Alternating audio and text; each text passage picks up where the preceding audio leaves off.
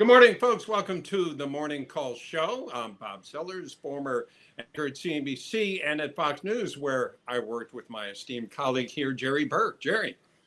Yeah. Hey, good morning, Bob. How Yes, are you? esteemed executive producer here who tries to keep Bob from getting in trouble with himself.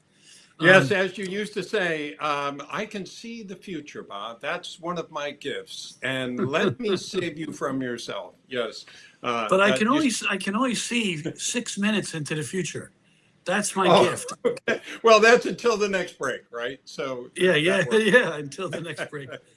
Bob, you texted me earlier. You were watching Fauci up on the Hill earlier. Yeah. What did you think? Declaring the fifth. And first of all, I thought, how can you invoke the Fifth Amendment, not to testify against yourself? So I was trying to do some research on that because I thought once you're pardoned for all crimes related to something, you have to testify. But from what I'm reading and understanding is that doesn't mean the president, Biden in this case, can pardon you, but that doesn't mean you're not exposed to something that may have happened since the pardon, or you may still be subject to state laws. So, okay, so let me ask you, you're the EP here. And how do you play this? Because what I'm seeing on Capitol Hill, the Republicans are going after him just making so they can get their soundbite in their local, communities. They can get that soundbite of them holding Fauci accountable. Yeah. And then on the left, they're talking about, we need to keep this from happening ever again. How do you play this? Well, I want to start gathering wool, and right after this, I'm going to be watching MS Now. Notice how they dropped the NBC from that. It's MS Now. I know. Well, and then like you just mentioned, I start using my handy little phone and I start collecting articles about it. It's amazing. I mean, if I had the internet 20 years ago, I'd be unstoppable. It's crazy. Yeah, we might have known what we were talking about. However, I will say sometimes the internet is wrong, but it sure, it makes research easier. But you really have to be careful because that old-fashioned term, garbage in, garbage out. So if you're not looking at the right sources, if you're the right things. But what I wanted to know from you, Jerry, I wanted you to put on your EP hat. You and I have both worked at conservative networks and worked at liberal, let's say, in local markets, in my case. And they go at it differently. For one thing, I think somebody did a study showed that Fox and Newsmax have mentioned Fauci like 400 some odd times in their news. And then if you go to MS Now and CNN, they've mentioned Fauci 11 times. And now those numbers may be off a little bit, but let's say you're in charge of a show. What are you going to do to play up this Fauci thing today? The last resort of bad producers is to send a reporter out to the street and do what they call MOS, man on the street stuff. But really, at a network level, you're required to bring more to the table, and you start booking guests like constitutional attorneys. Most of the networks have reporters in Washington. So you send them out, you put a couple of clips in of Fauci talking, and then you go to the guest. Is this possible? Well, and then the guest, let's pull back the curtain a little bit, Jerry. You and I both know that guests are usually booked as part of a kabuki dance. We know what he or she is going to say pretty much, right? And you have them come on, he's going to tend to be conservative, or this one's going to be liberal. You want to, if you get the liberal and you work for a conservative network, oh my, well, you don't want to have them by themselves. So then you book somebody to counter them who happens to be conservative. Again, this is what people don't talk about, and I hope value that we might bring to people. Let me ask you to put on a different hat. Let's say you're at a liberal network today. Let's say you're at MS Now. How do you play this? At MS Now. Because I know you've worked for liberal outfits before, so it may have been a while, but well, okay, I have. And I could, okay, so let me predict what will happen. They will pretty much use the soundbite of him invoking the fifth and try to show how it was just a show by Rand Paul and the conservatives to try to embarrass him. And then, frankly, I think they move on and try to attack Trump somehow and get on to other stories. I don't think they'll spend a lot of time on it. Yeah, I agree. But just to let you know, I went to apply for a job at MSNBC at the time, and I had 6 interviews in one day, and I met HR. Then I got through that, met a writer, a producer, and then a couple of EPs. I got all the way up to the senior vice president. She ran the newsroom, and we talked for 25 minutes, a half hour. It was great. We shared war stories with each other, and then she goes, "Mr. Burke, I just have one last question for you." I said, "Okay." You know, I've been open and honest the whole interview. She said, she looked at me. She said, "Could you stomach working here?" Wow. She went with a preconceived notion of you. Yeah. And I said, "Why would you say that? The material is basically the same stories." Right. And she said, "Well, no, it's not. We take a different angle or point of view. And I just don't know if you would want to put up with it." I said, "Well, don't worry about me." I mean, at the time, I had 3 kids and a wife and a big house, you know? Right. And I really wanted this job. Yeah, I've gone through the motion with, I think it was CNN. I had a friend working there, somebody you would know, and they recommended me to management. And so I had a couple interviews, and then it got back to me, Jeff Zucker doesn't want you. And says they don't need any anchors. And I thought, well, they need some good anchors. So, and I think that it was because he, never having talked to me, doesn't know that I think both sides are wrong when they're at the extreme. Don't get me wrong; each side has arguments, but when you get extreme, that's when they lose it. And then let me tell people a story that happened to me when I first started working for Fox. I went over there from CNBC, and knowing its politics. This was during the before we were going into Iraq, so 9/11 had happened and all that. And I told the person in there who was one of the managers, I said, you know, I'm conservative. I mean, I'm pro-capitalism. I believe in the American dream and all that, but I don't care socially what people do. And I'm not a right-wing conservative. And he said, "Bob, look around this newsroom. There are what, 150, 200 people here?" I said, "Yeah." He said, "Do you think there are that many right-wing conservatives in Manhattan?" And so the point being, Jerry, that this is a product that gets put out on the cable networks from top down. There's a concept behind it. Rupert Murdoch, Roger Ailes implemented this, and there was a method to the madness. And by the way, I think you would agree. I think given the proclivities of the existing networks to just air the more liberal side, there was definitely a market for it. There was definitely a market. So I'm not even saying he was wrong. And I got to tell you, when I was at Fox, it was easy to be pro-America. After 9/11, I didn't feel like Fox was right-wing wackos. I felt like we were doing a good job. Yeah. And I have another story here this morning from MS Now, to your point. This is the story they pick for today. Meanwhile, they didn't even bother to mention the 3 strikes on U.S. bases in the Middle East by Iran. What they're doing, and this is the headline, it was way up to the top of the page.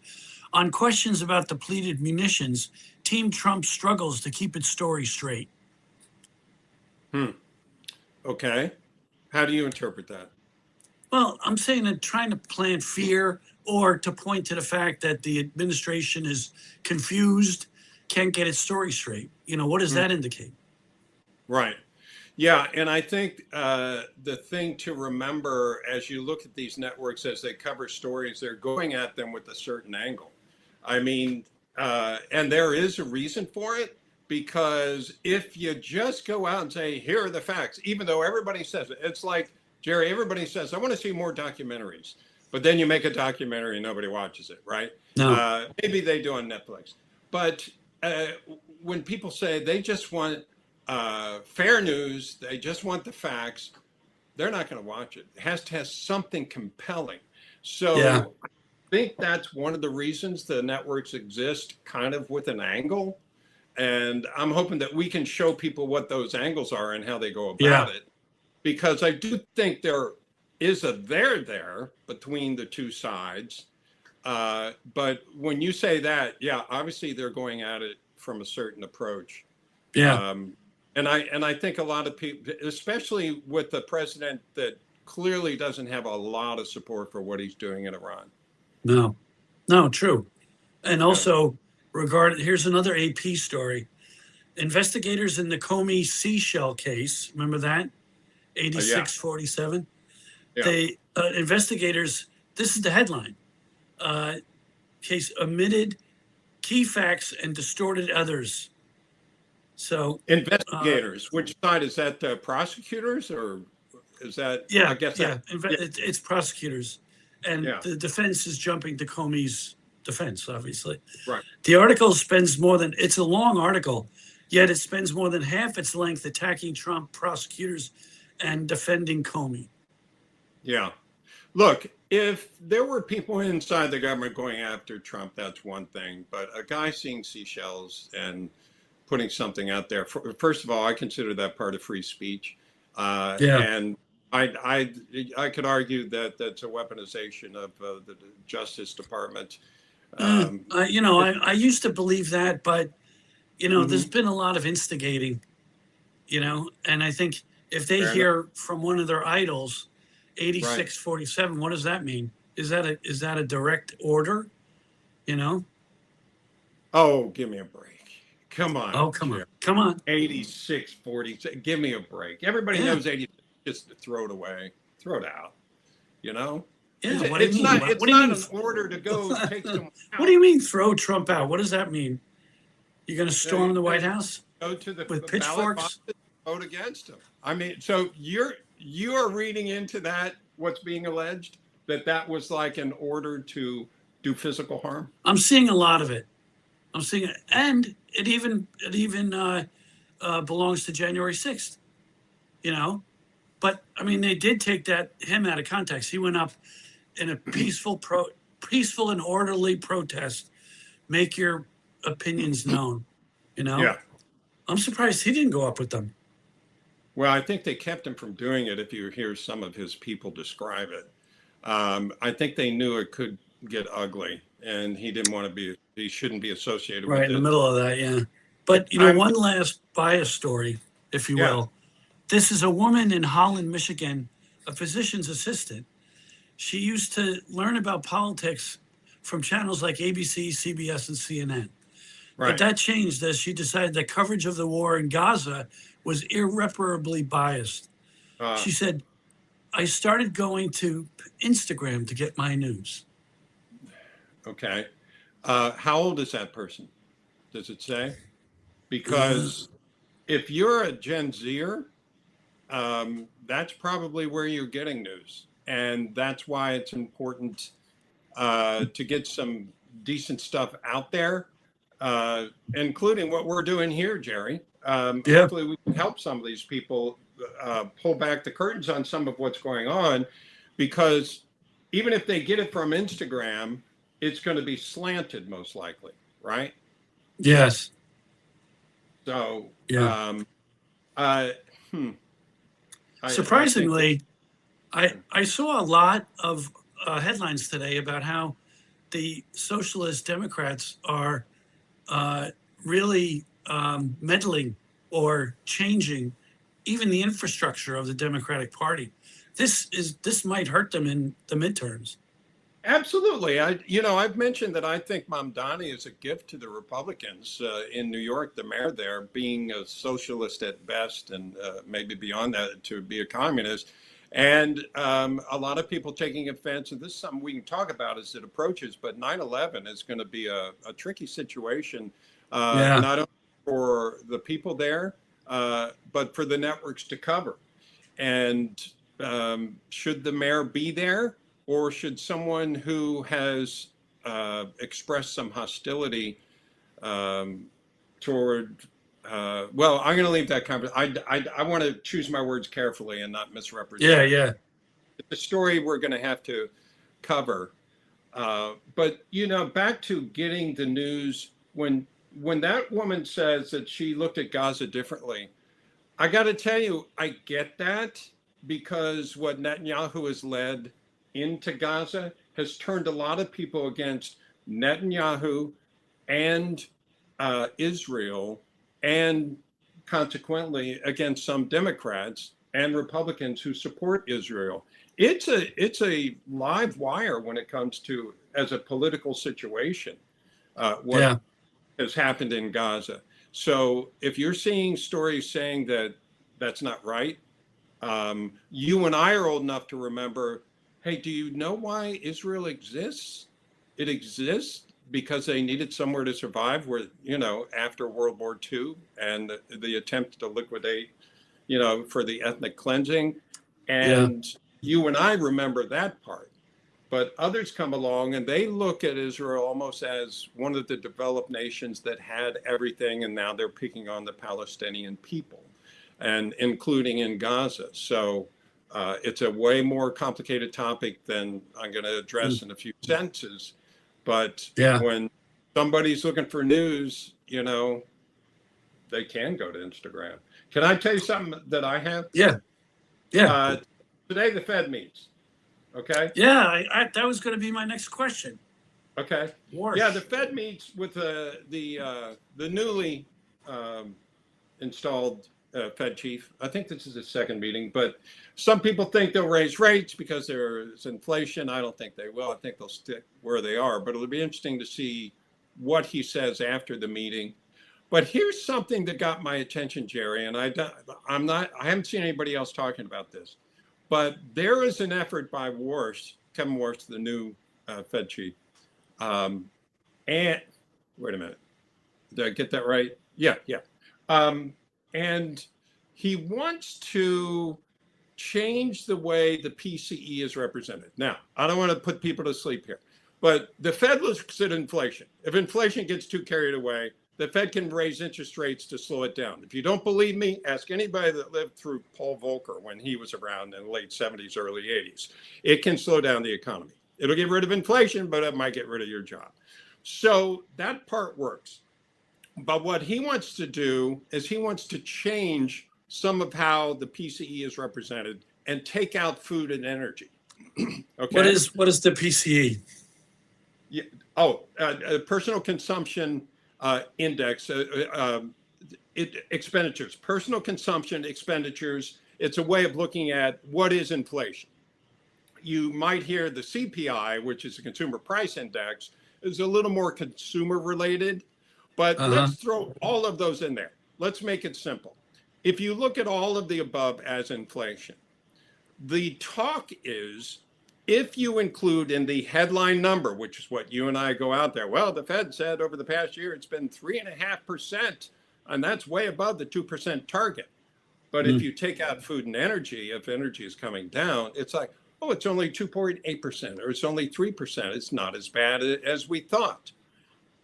The problem I have with that, Jerry, is it plays into the argument that the president might want, and a lot of those who support the president want it to look like there's not that much inflation. That's my point. They want to make it look like there's not that much inflation. So you take out food, groceries have been going up, take out energy, gas prices are going up, and then you come out with a lower number. So people are not as upset. And I don't like that direction myself. Yeah. What kind of guest would we get? Well, I think tomorrow we can talk to somebody about it. We're going to have our first guest tomorrow. Oh, We're gonna yeah, have- that's right. we're gonna That's have right. Carol Ross, who wrote "You Shall Own Nothing," a noted economist, and she's going to join us. And I'll bring this up and ask her what she thinks, and we'll see what the Fed does and get her thoughts Yeah. on it. Who else would you think about? Thane Rosenbaum. Or Stephen He's Moore. like, you know, he's like, you want a guest that's like a Swiss Army knife? That's like Right. what we call, I mean, any story breaks, you call up the Swiss Army knife. Get down Right. here. Get down here. What is it? Yeah. Don't worry about it. Just get down here. Yeah. Okay. I don't know if you have anything else, but I did have something that I wanted to. It's kind of a kicker, but it's serious also. Yeah, no, As I've a- got nothing. I'm out of Okay. bullets. Then we'll end it with this. I'm watching this Senate hearing with Fauci, and somebody situated herself behind Fauci. Laura Ingraham is Oh. behind Fauci. So in the Oh, shot, that's great. you can see her. Now, I've been in those hearing rooms, you know, I've seen, and it takes a little bit of effort and maybe knowing somebody Yeah. to get positioned at a certain spot. Your timing Yeah. has to be right and your connections have to be right. But I don't think that was a coincidence. No, that's great. Good for Laura. You know? And it was another journalist that was actually insulting her in the diaries. Fauci's. What was it? I don't know. Well, journalists insulting journalists. How unusual. Yeah, that's a It's long worth. established habit. Yeah, What? yeah, especially executive producers, how they go at the anchors. Oh yeah, yeah. I've been thrown under the bus more than once. I don't even want to know the kinds of things that you say behind closed doors to your other ego. But you and It's I've never gotten through good. it. It's never I good. think that's the end of today. So if only there Yes. were a way to end the show. Oh, and chasing news No. You got and breaking news. Breaking news changes everything. I screwed that up. all right. We will go with that. Thanks, Jerry. All right. Bye. Bye. I'll call you. Okay.